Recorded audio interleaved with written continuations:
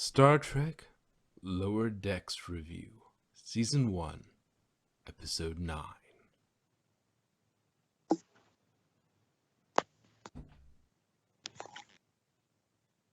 I am so Mariner. I don't have a holodeck, but I write really, really awful, not awful as in like poorly written, but awful as in that's gonna traumatize somebody. Fan fiction as a catharsis, okay? It really is freaking catharsis. You have no idea how many times I've murdered people on paper. Or I've tortured people. Thanks for clearing that up. Like, it really is fucking cathartic, okay? Yeah, well, hey, if no one comes to harm because of it, okay. Actually, If fewer people come to harm because of it, okay. Yeah. Actually, it helped me work through when my dad died. Like, I wrote a story out and had the character go through that, and them going through that made it so I personally didn't have to go through it, which made it easier for me to go through. You know what I mean? Nice. So, I am Mariner. and Boimler finally finds out about the captain and Mariner.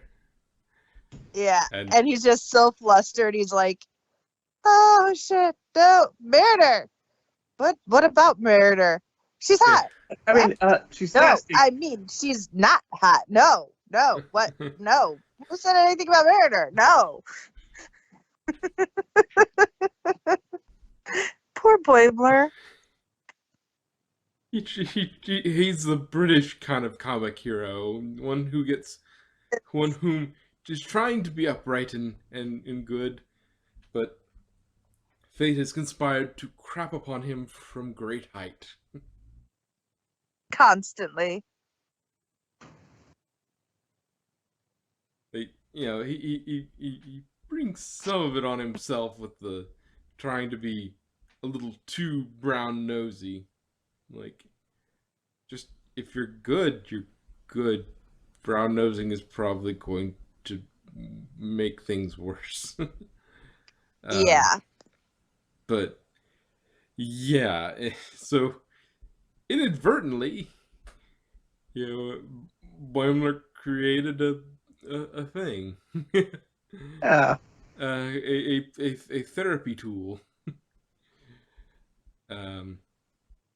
I'm also kind of surprised he had no problem with going through private diaries or journals. He probably explained it away with, "I'm not going through them.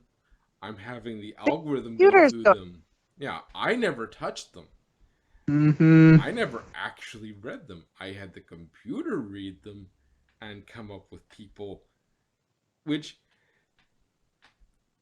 I gotta say, I was a little surprised that, like, he was able to act. Well, what I was expecting was, as a thing here, was that it was going to be when it first started, before Mariner started reprogramming it. I thought that what it would be like would be, okay, people write things in their private writing, that in their personal logs and whatnot, when they're not expecting anybody to read it but themselves. Like, they write what they really think.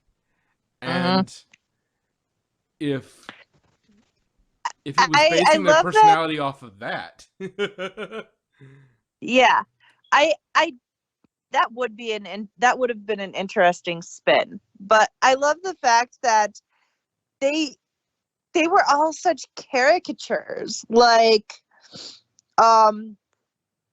the Bajoran with his like, "I hate you and I hate everything." Like, oh my god, I had that conversation like 10 minutes ago in the hallway. Yeah.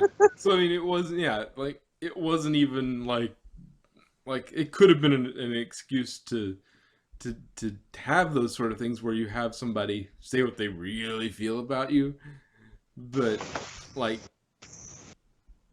it's but like the computer was smart enough to model like what they would say in public and what they would say in private. Like somehow it had a good Yeah. model on that because like even though he did yell that like again like he said I had that conversation like an hour ago, so this is very accurate.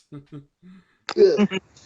I would um, have thought it funny though is if Boimler also added himself into the program, but kind of tweaked it a little bit, so he was like suave and just the greatest. No, because this is a training tool. Oh, I know, but I would have definitely done it. Yeah, but that's why you're not a Boimler. You're a jet, okay? You think you're cooler than you are. I don't think I know. Uh-huh. I mean, if you cut out that I know part, that is kind of true. Sexy. No, but I don't. You don't think? So tell me, do you have urges to spear your mom with a very sharp piece of metal? Not my mom. No. Let me But guess, your sister. Yeah, plenty of other people. but yeah, that was. Oh, I got a pair of we were selling dark sabers at work, so I got 2 of them. So I spent like a half an hour outside just playing with them and spinning them like a fucking ninja. Oh, good.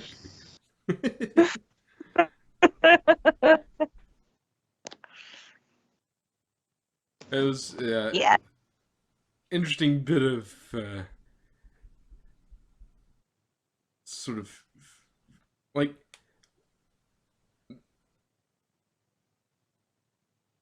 it's Uh-oh.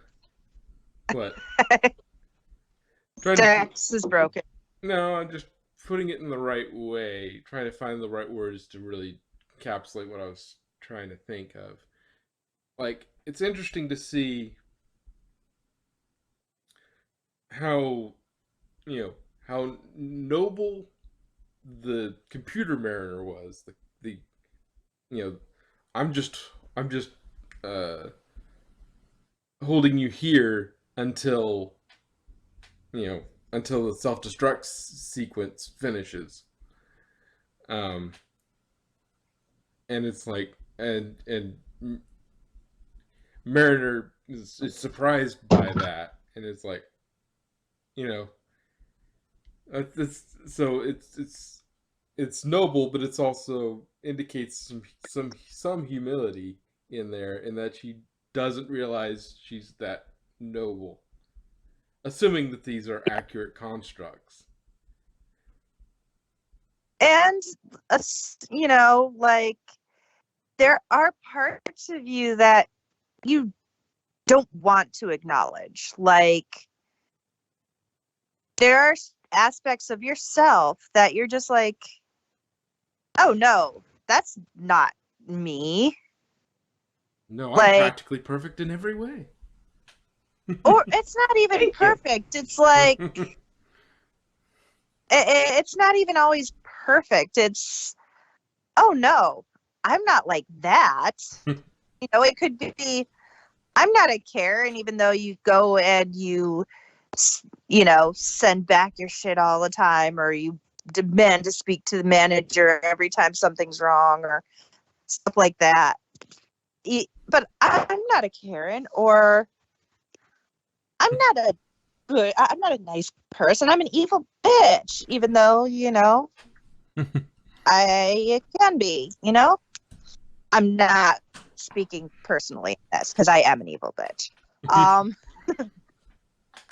But yeah, stuff like that.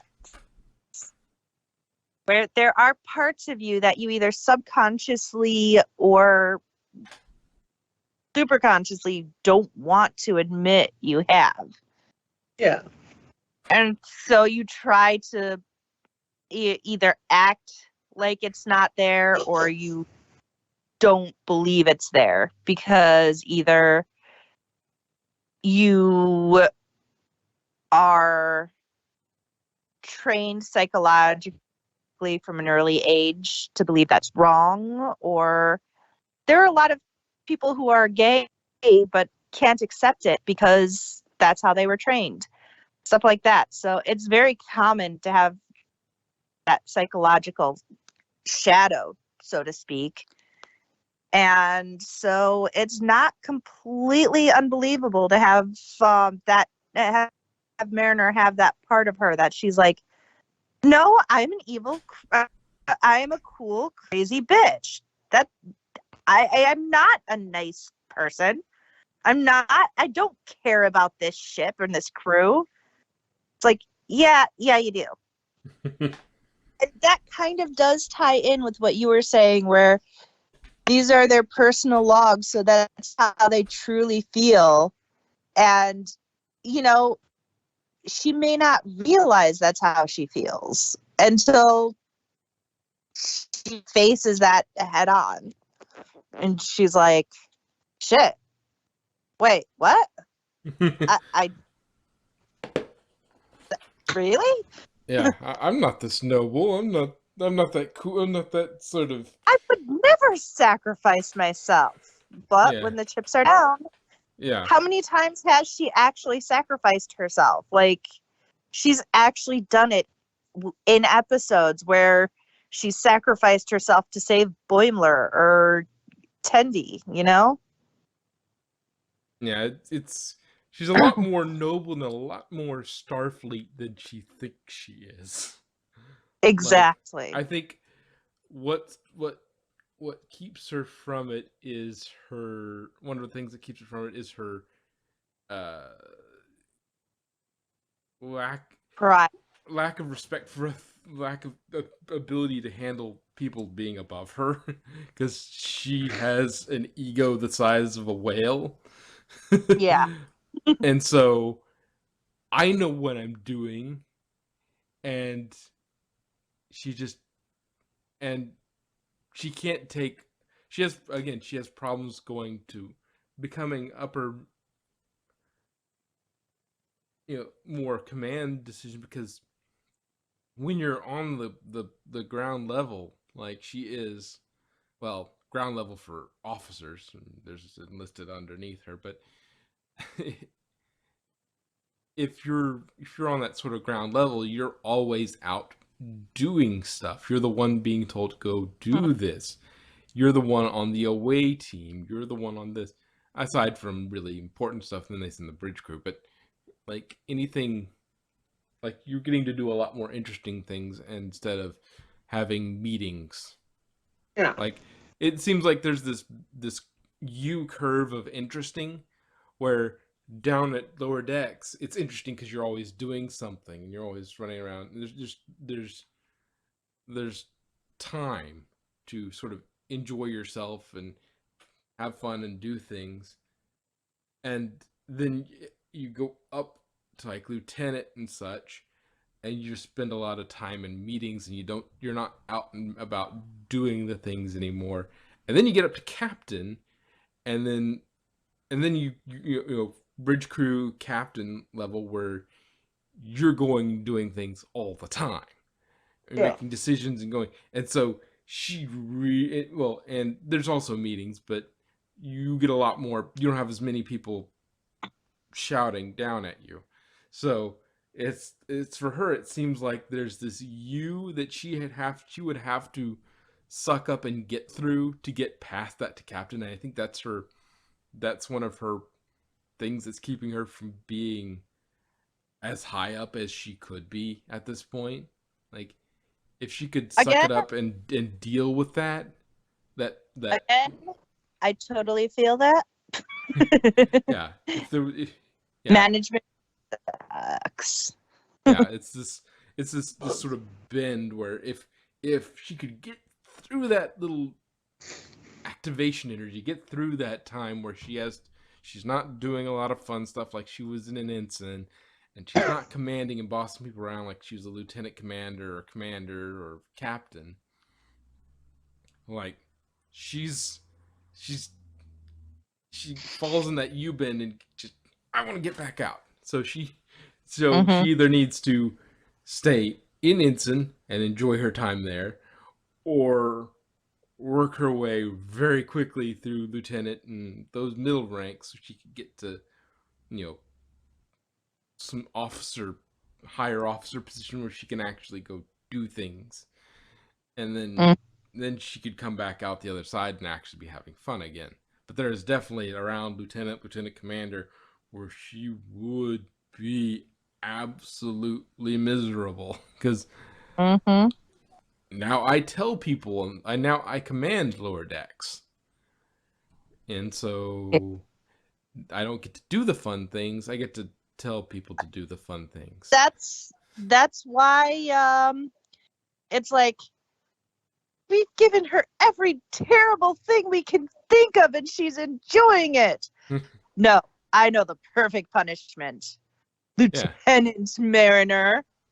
Oh God, no. Yeah, that was the perfect punishment. If you wanted to make her miserable, take her away from her friends, give her some boring things to do. And exactly, like that really is punishment. Yeah. Because again, it's in that crevice where she could be a fascinating upper officer, and she's a great lower officer. It's those middle ranks she's just not going to be very happy in. So, like, if you could give her... The thing to do with her would be find something you would put a lieutenant in charge of. A lieutenant commander in charge of, where she is in charge of this thing. Like, the way they put Cisco in command of DS9 when he was only a commander. Like, if you could find something small enough that you could put a lieutenant in charge of it, like, that would be her happiness. And then just keep moving her up the chain. Keep moving her up the chain where you just put her in command of different things, but the thing that, she would be happiest, like, if you got, okay, what can you put a lieutenant commander in charge of? Okay, put her command of that. Okay, she's in charge, but she's only a lieutenant commander, so we're not only going to give her this thing, like a little patrol ship. Okay, we'll put a lieutenant commander in charge of a little patrol ship. And that person will be in charge of that. And it's not a big ship. There's not a lot of people on it. And it doesn't do anything super important. So, that would be how, if you really wanted to work her up the command framework without her going absolutely crazy, that would be how you would have to do it. Yeah. But and the whole Orion thing, it's like, no, not all Orions are pirates. Some Orions haven't been pirates for 5 years. Yeah. Wow, 5 years. That's a long time. It really is. But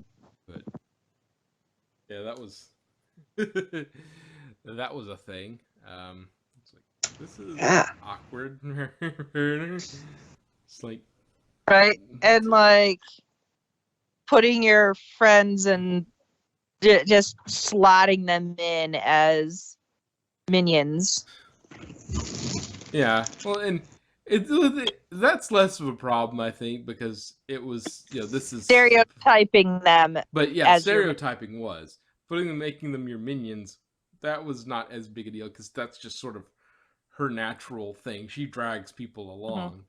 But like putting Tindy in a box, saying, "Oh yeah, where's your, my bloodthirsty pirate Orion?" It's like I know Star Trek gets around on World of Hats to a certain extent. Like, oh, these are all, this is a Vulcan. This is how all Vulcans are. You know, they all are like But this. not really, because Well, they use that as a means of elucidating that and getting over that. Like they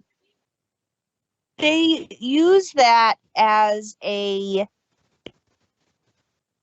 allegory for the racism and stereotyping of current day. yeah, And but a lot of the times they take those stereotypes and they use that as a generalization in the background and then show you, look, that's not how they really are. Like B'Elanna and T'Pol and Spock. It's like, but yes, they have these characteristics, but that is not who they really are. well, it's more. This is how like a They're lot viewed. they're viewed, and there is a reason why they are viewed that way. But and so like Vulcans, like not all of them do the logic thing, but a lot of them do the logic thing. And so Spock is this, and so like Spock, while he is logical, is also part human, and that part human also plays a factor in how he sometimes doesn't quite exactly follow the logical thing. But yeah, they when they have time to develop a species, they'll be more diverse in what they are. But when they only have like you're only meeting this species once for like an episode, it's like and some of it is a a cultural thing as well on Star Trek, like uh the like, and it could be argued that like most of them are going to be like that because that's how the culture is now. Obviously, not all. It's like the episode where Picard puts the oh they have the colony that they've been told they need to remove in 2 weeks or they'll breach their treaty, or something like that.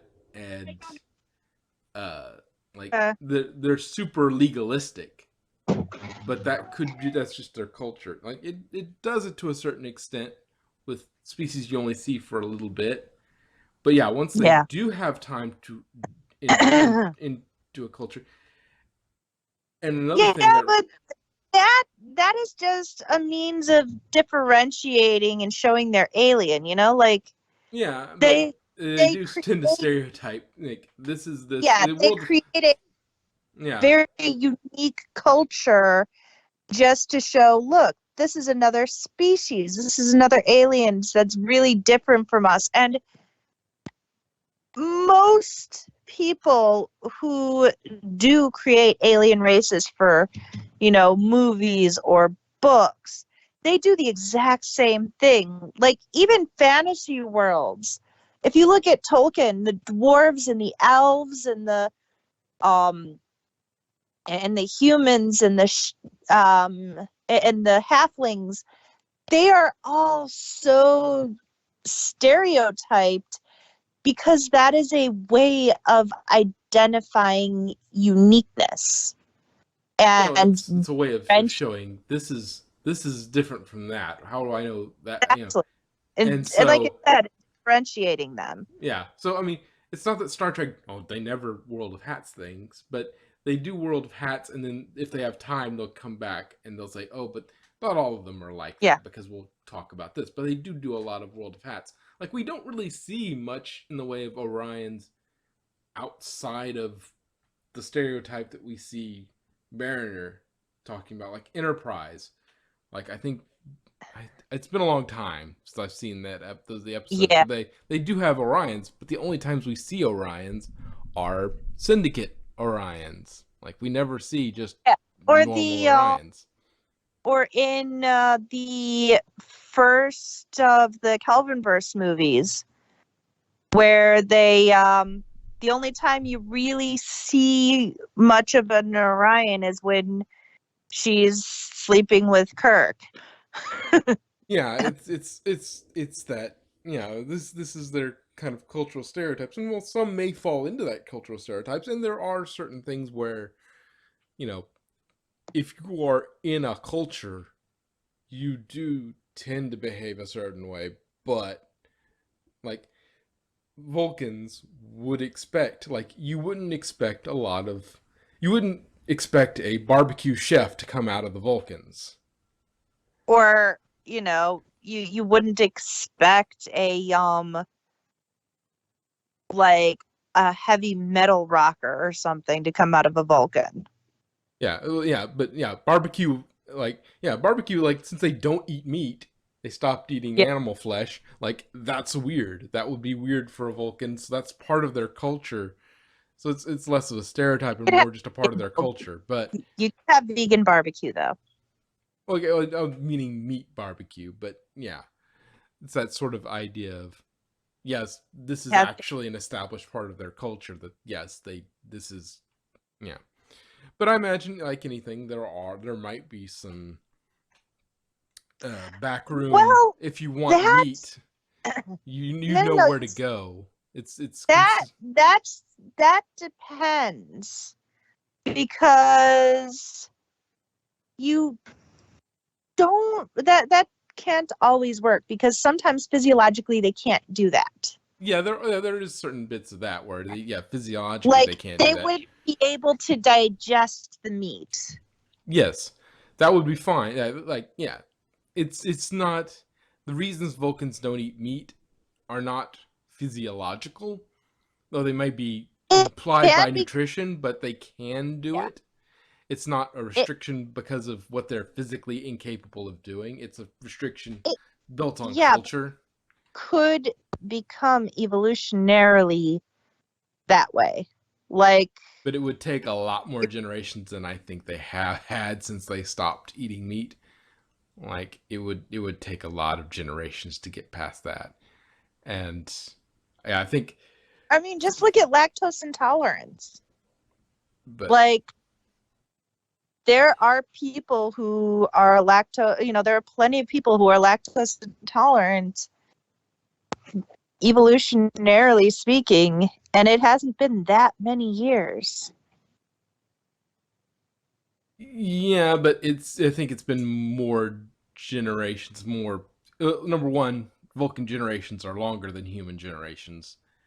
And two, I don't think it's been that long since they stopped eating meat. Like it's been probably what, 1,000 years, you'd say, 1,000, 2,000 years maybe, depending on how long. I forget what the ambassador in Enterprise was saying about how long it took them to get to where they are now. Like there's a whole bit about, which kind of, it kind of ties into this, It has been so long since I've seen Enterprise, and I kind of blocked most of it out. yeah, well, there's this whole It was such. scene with Forrest and Ambassador Saval, and they're on the Earth embassy on Vulcan, and they're talking, and they're like, Forrest is very excited because the Vulcans are considering joint missions with Starfleet to do stuff. So he's pretty optimistic and excited about that, and he's kind of poking Saval, like, I'd like to hear it from you. What do they decide? And he's like, oh, they haven't told me. They haven't even told their ambassador. No, they frankly, they're afraid of humans because they like we don't know what to do about humans, because you have the you know you have the arrogance of Andorians, the stubbornness of Tellarites. One moment you are as emotional as Klingons, and the next you confound us by embracing logic. It's that, I think, I know I'm probably butchering that quote, but anybody listening who cares, I know. Um, but he's like, well, there is one species you remind us of, And Force like, Vulcans. Yes, we had our wars, Admiral, but logic saved us. And it goes on like, you have made it. You had your wars, and in 100 years, you've made it to this far. Like, it took us like 1,000 years for us to make it to the stars. You've done that in a century. Like, there are some on the council who are afraid of what, who fear Oh, what. I remember that one. Yeah, what. We're afraid of what you'll accomplish in the next century. Yeah. If you're already doing this, it's like, So it was basically a giant implied world of hats, except I guess to a certain extent in analyzing that, it's like it shows the Vulcans see the other races as world of hats, and except for themselves. Like, to a certain extent themselves, because they see themselves as, we are logical. Except for their past selves. They saw their past selves as sort of an amalgam and hard to really define. But we accepted logic, and then we all became very uniform. And we're all the same. We're all a world of hats, which probably isn't true. There's probably Vulcans that eat meat. You just have to know who to talk to. And I still say that would be like the coolest character to create, a half Vulcan, half Klingon. Because imagine that family structure. Yeah, it would be, the kid would be strong as hell. Yeah. Like, both species are incredibly strong and resilient, and yeah, if you could get that to work biologically, yeah, that would be very interesting. Because the thing about Vulcans is, the thing that makes a Vulcan is less, from what we can tell, it's less biological, and because Vulcans and the Romulans are essentially the same species. They are more sensitive, like physical, their senses are stronger, which is why most of them really don't like Klingons, because they smell. Which I feel that on a whole other level. It's like bath. I took bath 2 months ago. There's a funny bit on I play a Star Trek game, and they have a mission where you go up into a mountain base, and you take out a Tal Shiar little base up in the mountains. You're going up there to deal with them, and you're over here. You're kind of tapped into their comm system to a certain extent, and so you can hear them kind of. They're on open comms, and you're just like, you're listening to them, and it repeats the same phrases. Like, they got a certain number of phrases from the voice actor doing one of the characters, and it seems to repeat every time you go do this. It repeats, and one of the phrases is, smell. It must be the Klingons. This planet smells. It must be the Klingons. I think it's a her that does that. But yeah, Romulans and Vulcans haven't been separated. The Sundering didn't happen so long ago that they're evolutionarily very different. So I would expect it's mostly a cultural difference. Yeah. And I imagine if a Romulan and a Vulcan wanted to have a child, it would be very little difficulty. Like, it would be nothing. Well, I mean, from a biochemistry perspective, it doesn't seem to have a lot of difficulty interbreeding with it. Yeah, considering that Vulcans can interbreed with humans, like, it's not that surprising. But like, they would have even less problem conceiving with a Romulan. I mean, they're basically the same. Vulcans and humans and Klingons. The humans and Klingons, I think they had some they had some tricky there was some tricky business getting humans and Klingons together in sometimes.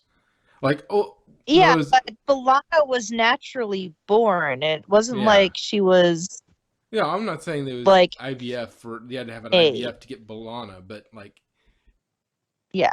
So it's from like getting it's her kid, not hard. yeah, you just need a And little her help kid along. was just an I mean, not an accident because like they were already married, but A her kid surprise. wasn't like it was a surprise. Yeah. Yeah. Um, all was a surprise. So it's not like, oh my gosh, they it's surprising that they can have children. No, it's like they don't really need to work that hard for it. Yeah, they need to be monitored, some of these interspecies, because they can make the pregnancies more complicated. Like the what was it? Wildman's kid, Katarin, the Katarin inhuman because of the spikes. Yeah, Ooh, they can make it. that's Yeah, they can make it. Yeah, Um, Katarins have facial spikes, so she needed a cesarean, if I yeah. remember correctly, Ah, or she. There was a problem with that one yeah, like because yeah, interspecies pregnancies that's are like giving birth to a baby rhino. Okay, that's just like oh cringe. yeah, interspecies pregnancies are, while they can happen and they can sometimes happen without a lot of effort, It they need some, they might need some help from medical during the pregnancy to make it work, to make it not, to make it it's all the way to like viability. it's kind of like pit bulls and French bulldogs, you know, where they they're naturally not supposed to exist, and it causes serious complications. Like their heads are too big for them to give birth naturally. But I forget how did we get all the way out to pregnancies? I I guess have World of no Hats. idea. Interbreeding. Yeah, It, World of eating, Hats sort of thing going on. yeah, But and that was just more expositing on what the whole Mariner Tindy thing happened. Uh, yeah.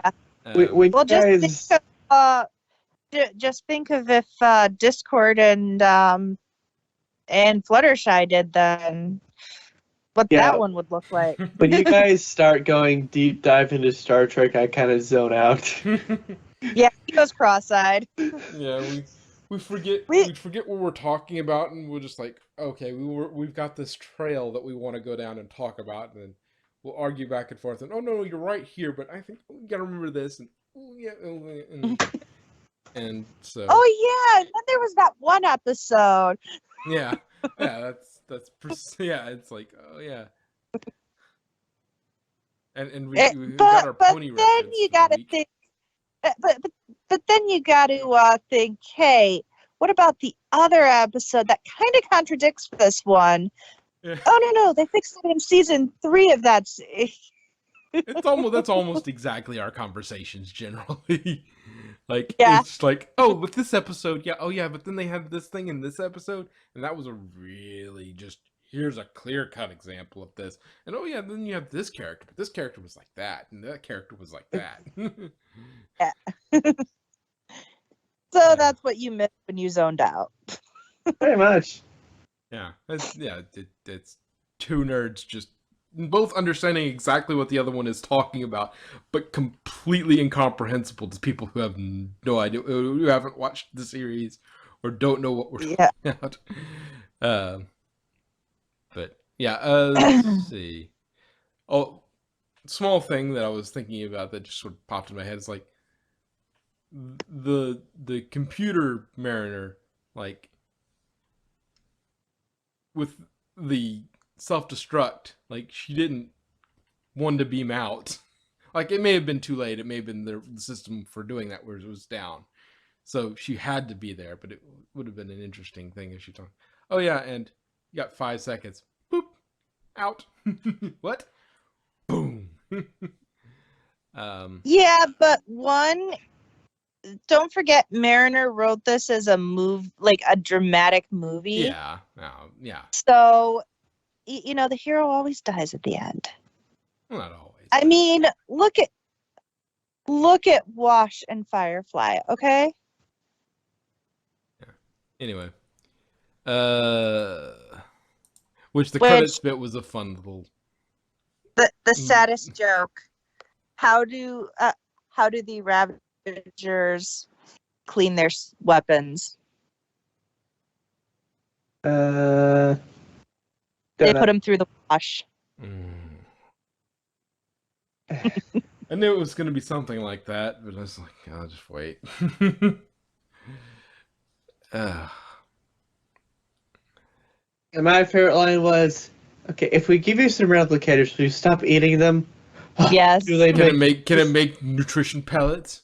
Of course it can make Yes! nutrition pellets. Okay.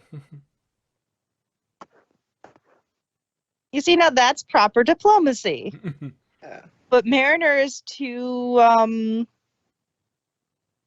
hot-headed. She's just like, oh, come on, I wanted to start a rebellion. That's not what we do in Starfleet. Yeah, it's not what you do in Starfleet.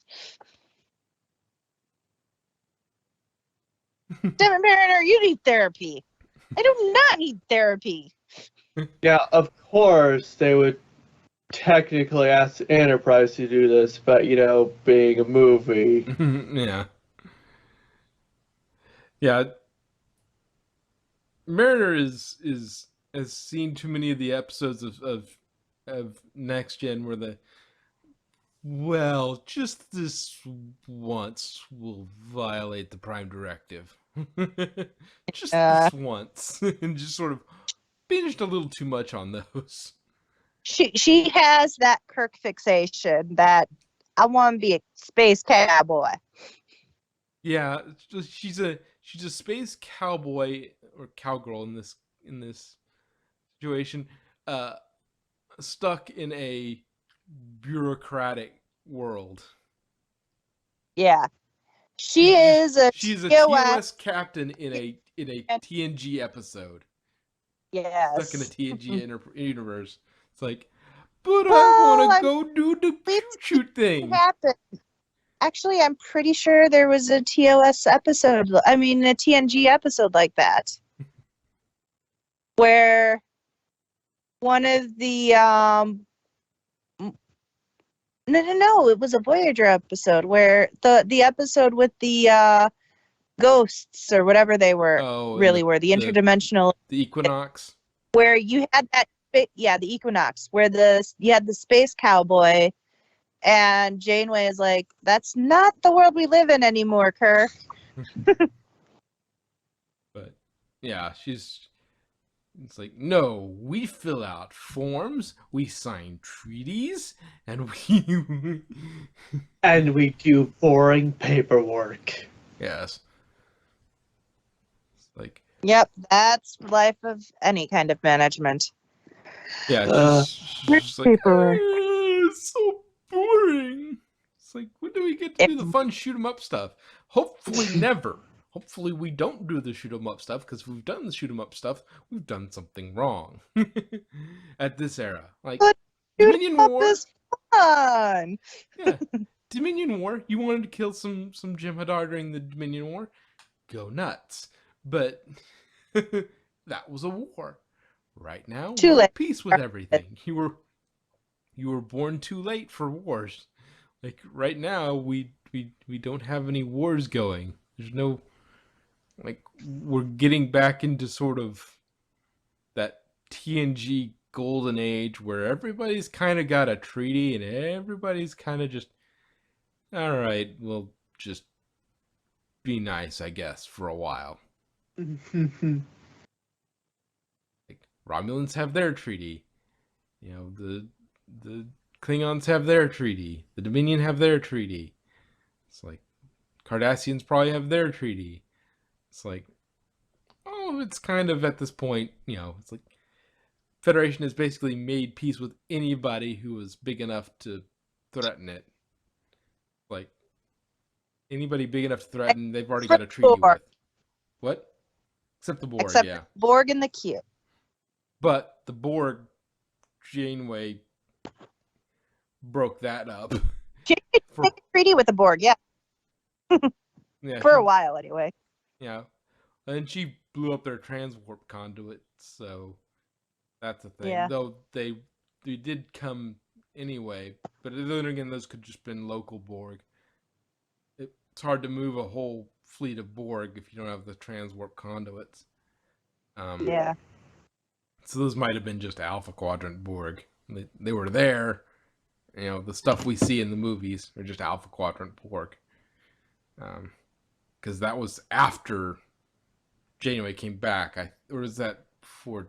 I think all the TNG movies happen post Janeway returning. Yeah, at least Nemesis, because Janeway was in Nemesis. Yeah, I remember Nemesis because they made her an Admiral. at that point. Yeah, she was and so Admiral Jane. She was definitely back by then. Yeah. And so, and if she's back in the Alpha Quadrant, then she's already destroyed the Borg network. Yeah. Yeah. So it probably has reduced And the thank Borg. you, because now I have Sexy Data Tango in my head. Oh no. In your transwarp conduit. But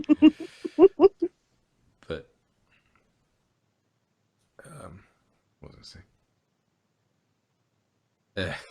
Lost train of thought. You were talking about putting up a transwarp conduit. No, I wasn't. I was talking about that, but I was talking about something else leading into that. Oh yeah, we're talking about treaties. Yeah, we're talking about the sort of era that Lower Decks is in. Lower Decks is in a sort of a really peaceful thing, and they've got basically a treaty with everyone. Sans the Borg, but the Borg have had, at this point in Lower Decks is definitely occurs after Janeway comes back. Yeah, because they are referenced. Yeah. In episodes, so I imagine the Borg are still. There might be some Alpha Quadrant Borg, but they're not. There's not that many of them, and they've mostly said, "Okay, if we make a big fuss about this, Borg are probably thinking, if we come out and start attacking, yeah, they're going to come and they'll annihilate the few that we have. We need to slowly rebuild ourselves and see if we can get that transwarp conduit working again, so we can meet up with all the other Borg." And just imagine there are a few Borg out there that are slowly assimilating stray ships and rebuilding their empire in the Alpha Quadrant piece by piece. Yeah. So, imagine how terrifying that would be to just like randomly come across one of those in space, like. Which is interesting. I was gonna say. I was trying to thought there for a second. Oh yeah, there of course there is the theory that the Borg are farming the Federation. Like they'll come in and attack them, and like they'll do quick small scale attacks, and then assimilate the technology of the Federation is making to counter them. They'll assimilate that technology, and then they'll take that back. And then they'll push them just hard enough that they keep developing new anti-Borg technology, and then they'll just send just enough that they keep that up, but not so much that they go after the Borg, and just sort of just farming their technology so that they can just, oh yes, we'll leave you unassimilated so you can keep making our technology for us, because we'll just assimilate and copy off of what you did. That's some people's theory on it. It's kind of funny. That's an interesting theory. I mean, there are a lot of flaws with it, but at the same time, it's an interesting thought. It explains why they don't send like 50 cubes to Earth. Yeah. They send the one and the thing. It's like, oh yeah, of course. Also, because in order to get to Earth, they have to go through the rest of the Alpha Quadrant. Yeah, or wherever they're hiding. We don't know where in the Alpha Quadrant the Borg are holed up. Yeah. Where the Alpha Quadrant Borg are holed up. But if there's, assuming there's Alpha Quadrant Borg at all, there might not be. They might have all been wiped out. Yeah, well, they might not have been any, and they just because they had to Q had to send them a long way to get them to interact with the Borg. So Yeah. like they probably started, moving that way, but moving their transwarp conduits that way, and they have conduits that lead there, but they've got other things they were focused on, so they only sent like little paltry attacks. And what they may be doing as well with the farming, though. Why, if you were farming them, why the whole First Contact movie happened, I don't know. Yeah. But like I said, there are issues with the farming. The whole First Contact movie doesn't make any sense on that regard. But it does make some of the sense where they only send one cube. It's like, okay, we want to farm you for tech. Like, we're fighting somebody else. Like, it could be their way of farming for fighting 847 It's like, okay, keep making up Borg technology, and we'll start to adapt on this, and we'll maybe come up with a technology that we can use against the 847 Which, I mean, it's funny because the Borg started that shit. The Borg's fault. Yeah, they may have been farming humanity, and then like, oh yeah, they're getting a little too strong from this. We need to put a stop to this, and so they were gonna mess with them. The whole First Contact movie happens to just like shut that down. But I don't know. Anyway, we keep going wildly off the reservation. On a tangent. Yeah, on a bit of a trek out into the wilderness of Trek.